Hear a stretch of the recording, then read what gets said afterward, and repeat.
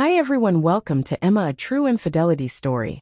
I'm excited to share a new story with you. Ever since I could remember, my mom had always been the kind of person who made sure every family member, including our pets, played a specific role in our household.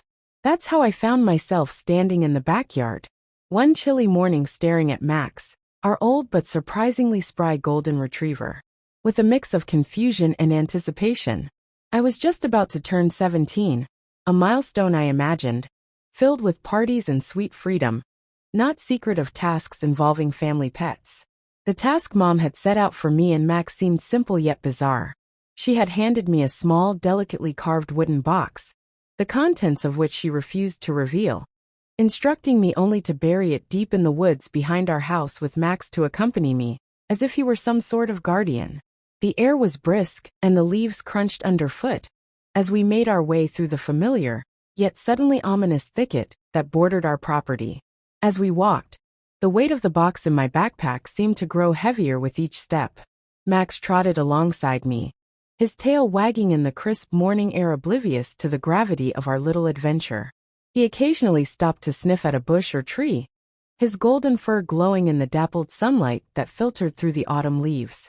Despite the strangeness of my task, I couldn't help but feel a bond with him, a reassurance in his happy, panting presence. The woods were a place I had played in since I was a child, but today they felt different, almost as if they held a secret. Just like the box I was carrying. The deeper into the forest we went, the more I wondered about what was inside it: jewelry, old letters, or something entirely unexpected. Mom had been acting odd lately, more withdrawn than usual. And now this mysterious errand halfway to the old oak tree, our usual landmark for turning back. Max suddenly stopped and stared into the bushes, his body tense. For a moment everything was silent, except for the rustling leaves and my own heartbeat. Then out of the bushes emerged a small, scruffy, cute dog no bigger than a loaf of bread. Max's demeanor changed immediately from alert guard cute dog to wagging welcoming committee. The little cute dog seemed lost, its eyes wide with a mix of fear and curiosity. This unexpected encounter in the middle of an already unusual task made me pause. Here I was worried about burying a mysterious box for reasons unknown, while this tiny creature looked like it needed immediate help. It struck me then how bizarre and secretive our human concerns could be, and how simple yet profound the immediate needs of another living being were. I knelt down, coaxing the little cute dog closer with a gentle hand. "It's okay, little one. Are you lost?" I whispered. The small cute dog hesitated, then stepped closer, nudging my hand with its wet nose. Max sat beside me, his gaze soft and welcoming. It was a strange, serene tableau: a teenager, a golden retriever, and a lost cute dog, all brought together by chance in the quiet woods. The task Mom had given me suddenly felt less burdensome, and more like a part of a bigger picture I was just beginning to glimpse as I looked at Max and our new companion. I realized that maybe the task wasn't just about burying something old, but about uncovering something new, about the unexpected connections and responsibilities we find ourselves in, whether with people or with the animals that wander into our lives. With a new resolve, I adjusted the straps of my backpack and motioned for my 3 canine companions to follow, ready to face whatever lay ahead. The crunch of the autumn leaves underfoot seemed louder as we ventured further from the familiar path, the mysterious wooden box still secure in my backpack. As the morning fog began to lift, a shaft of light illuminated the spot by the old oak tree where I was supposed to bury the box. Just as I was about to start digging, Max started barking wildly, his attention fixed on something behind me, whirling around. I barely caught a glimpse of a shadowy figure darting through the trees. "Who's there?" I called out, my voice echoing slightly in the cool air. There was no response, only the sound of Max continued barking and the distant rustle of leaves. Tension mounted as I turned back to the task at hand, the soft soil of the earth yielding easily to my shovel. The little scruffy cute dog watched curiously as I dug deeper, the physical effort doing little to distract from the growing unease about the box's contents and the fleeting shadow I'd seen was someone watching us. Why did Mom send me out here with such an enigmatic task? As I placed the box into the ground, a sudden chill ran down my spine, and for a moment I hesitated. What secrets was I burying in this remote part of the woods? The weight of the unknown pressed heavily on me as I filled the hole, patting down the last of the earth with the back of the shovel. Max, ever my faithful companion, stayed close by my side, his presence comforting, yet a stark reminder of our vulnerability in the secluded woods. The walk back seemed longer than before, each step heavy with thought. The encounter with the shadowy figure, and the mysterious task, had left me with more questions than answers. What was really in the box was the figure connected to it. Somehow the crisp air did little to clear my head. But the company of Max and the little cute dog, who I'd started to think of as lucky, kept the gnawing fear at bay. As the outline of our house came into view, a sense of relief washed over me, tempered by the knowledge that I would have to confront Mom about today's events. What would I say? How much did she know about what was really going on? The mystery of the morning weighed on me, a story unfolding with each step home, ripe with questions, and the need for answers that only Mom could provide. The rest of the day passed in a haze of normalcy that felt oddly dissonant with the morning's events. Mom acted as if nothing unusual had happened, talking about mundane tasks and plans for the upcoming weekend. But the secret of the wooden box and the shadow in the woods hung between us, an unspoken presence at the dinner table. I helped with the dishes, my mind racing with each clink of the plates. How could I bring up the morning without revealing my growing suspicions? Finally, as we settled in the living room with cups of tea, I mustered the courage to ask, "Mom, what was in the box you had me bury?" She looked at me, her expression unreadable for a moment, then sighed deeply. "It was something from your grandmother, something very precious to her," she replied, her voice tinged with a sadness I hadn't expected. "Why did we have to bury it, though? And who was that in the woods this morning?" President needing to understand. Mom paused, her fingers tracing the rim of her teacup. "It was meant to be a way of letting go, a symbolic gesture of putting the past to rest," she explained, her gaze distant. "As for the woods, it might have been your Uncle Lucas. He knew about the box and didn't agree with what I chose to do." The pieces began to fit together, but the answers only led to more questions. Over the next few days, I noticed subtle changes in Mom. She seemed more contemplative, often gazing out the window with a wistful look. I decided to spend more time with her, hoping to understand more about the grandmother I never knew, and the family secrets that seemed buried just beneath the surface. One evening, as we looked through old photo albums, Mom pointed to a picture of a young woman with a bright smile. "That was your grandmother, a woman of great spirit and courage." The box contained her diaries during the war. It was her wish to bury them away, to leave the pain behind after she was gone. The revelation struck a deep chord within me, connecting me to a past I had never known. The task that had seemed so strange now felt like a bridge to my heritage, a link to the woman whose blood ran in my veins. It wasn't just about hiding something. It was about honoring a last wish, about respecting a legacy of resilience and hope.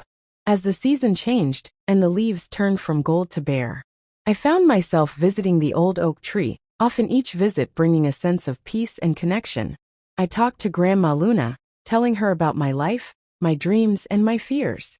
The woods no longer seemed ominous, but rather a sanctuary, a place where past and present met, where the whispers of leaves carried stories of endurance and new beginnings.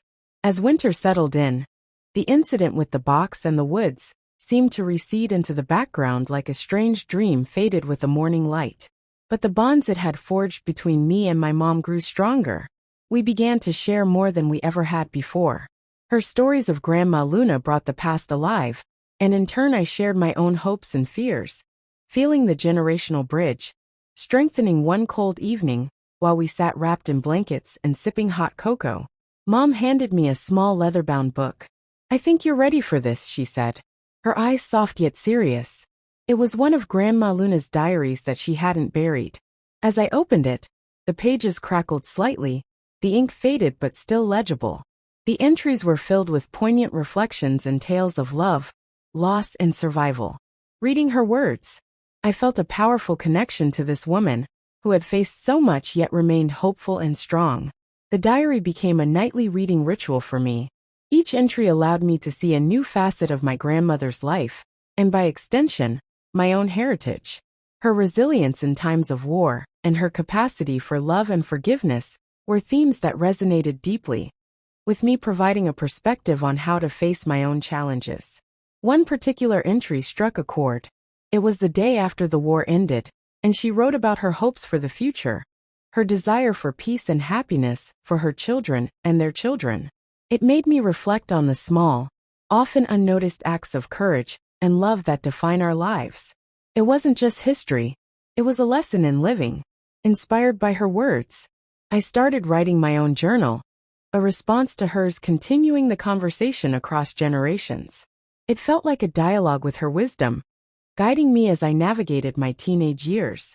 This practice deepened my understanding of myself and my place in the world, grounding me in my family's legacy of strength and endurance. As the story of the mysterious box and the shadowy figure in the woods became a cherished family tale, it also became a symbol of our journey, a journey of uncovering secrets, understanding our past, and building connections that span through time.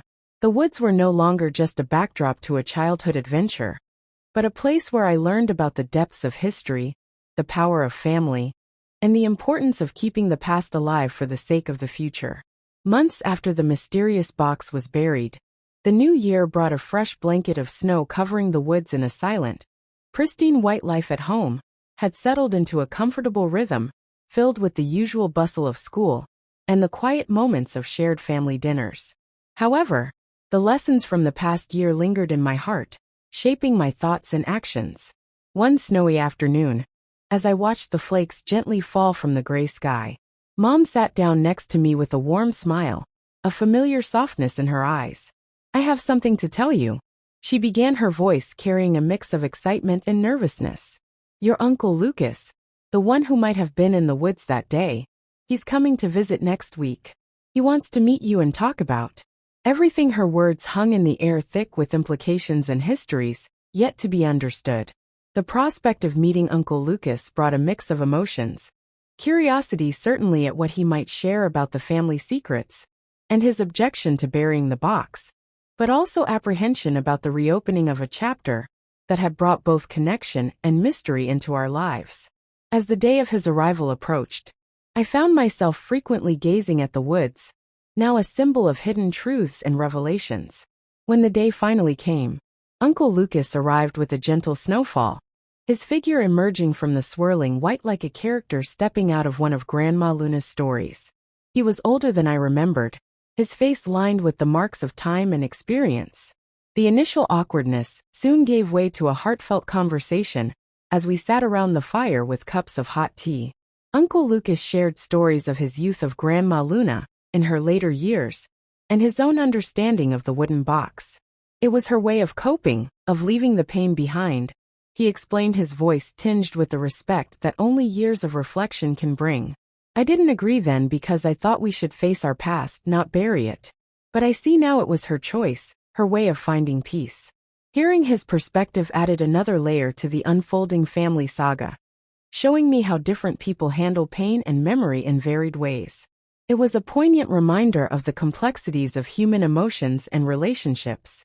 The conversation stretched into the evening, filled with laughter, occasional tears, and many moments of understanding. As Uncle Lucas prepared to leave, he handed me a small, framed photograph of Grandma Luna taken during a happy moment in her life. "She would have wanted you to have this," he said, his eyes reflecting the glow of the fire. Holding the photo, I felt a surge of connection to her, to Uncle Lucas, and to the story that had woven us all together. The visit ended with promises to keep in touch, to share more stories, and keep the family bond strong.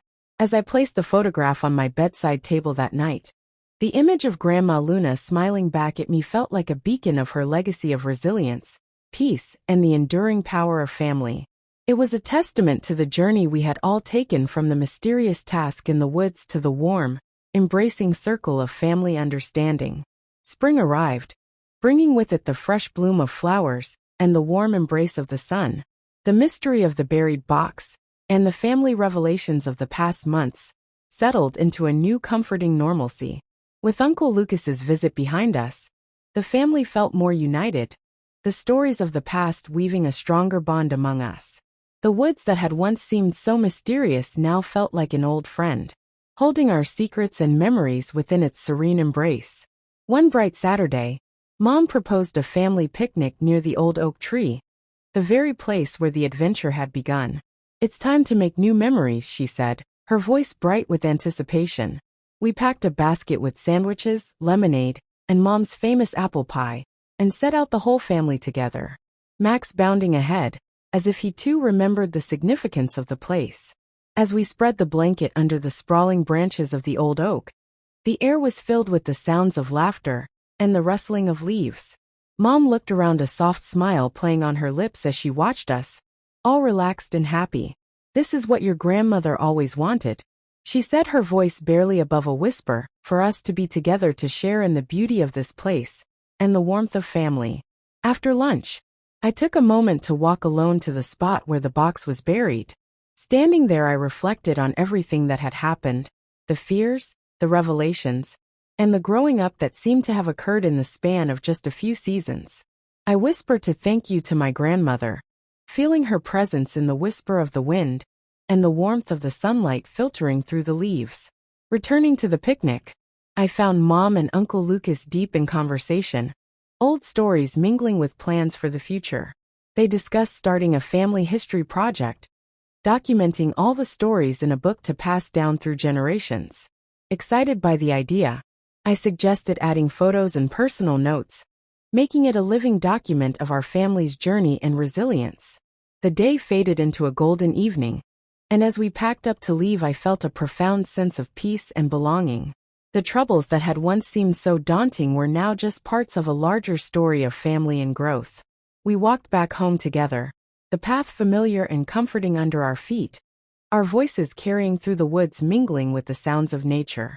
The story of the mysterious box, once a source of intrigue and anxiety, had evolved into a story of family ties and understanding. It taught us that while we may not always understand the actions of those before us, we can choose to create meaning and build on the past with love and forgiveness. As we left the woods behind, the setting sun cast long shadows on the path, stretching out like memories into the future, a reminder of where we'd been and where we were. If this story resonated with you, please like, comment, and subscribe. Your support helps us craft more engaging stories for you.